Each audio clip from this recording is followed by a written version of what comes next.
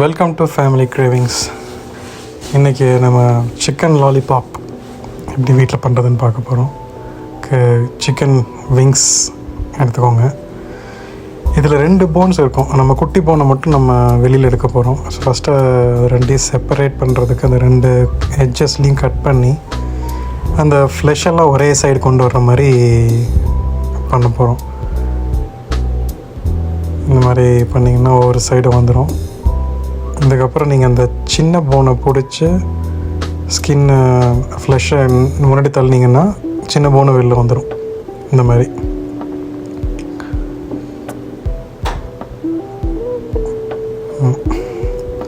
So இதுக்கப்புறம் எல்லாத்தையும் ஒரே சைடு பண்ணி கையில் நம்ம ஒரு சைடு பண்ணி அப்படியே வச்சிட்டிங்கன்னா லாலிபாப். அதுக்கப்புறம் மேரினேஷன், உப்பு, black pepper, Kashmiri chilli powder கலருக்காக, ஒயிட் பெப்பர் இருந்தால் போடலாம், ஜிஞ்சர் கார்லிக் பேஸ்ட் கொஞ்சம்,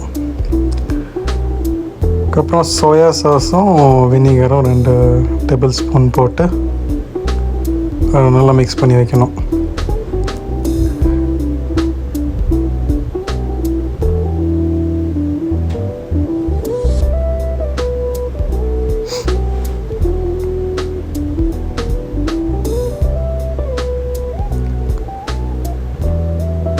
இது ஒரு 30 மினிட்ஸ் மேரினேஷன் பண்ணி சைடில் வச்சுருங்க.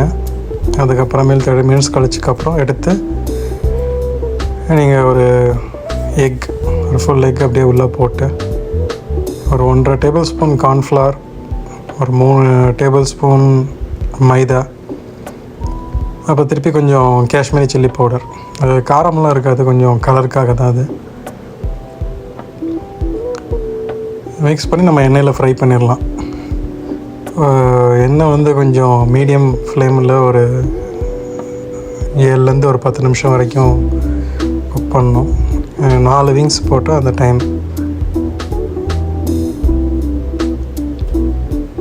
அதுக்கப்புறம் அதை எடுத்து நம்ம பிளேட் பண்ணும்போது அந்த கீழே இருக்கிற போனுக்கு ஃபாயில் பேப்பர் போட்டு அது அப்படியே டெக்கரேஷனுக்கு அப்படியே வச்சிட்டிங்கன்னா ஷெஸ்வான் சாஸும் லெமன் 2ம் இதுக்கு நல்லாயிருக்கும்.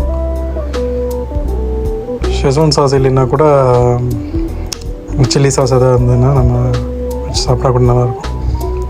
வீட்டில் பண்ணி பாருங்கள். என்ஜாய்.